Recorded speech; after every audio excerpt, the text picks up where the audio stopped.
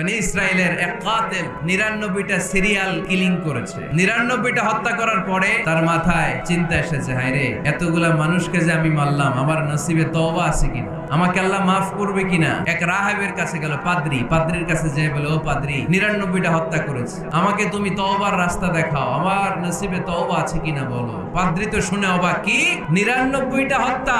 হায় হায়, তোর কপালে তো কোনো ক্ষমা নাই, তোরে আল্লাহ মাফ করবে না, এটা সাধারণ গুনাহ না। এবার হত্যাকারী কয়, আমার যেহেতু মাফ নাই, তোরে রাইখা গেলাম, তোরেও দিলাম শেষ কইরা। এখন কয়টা হয়েছে?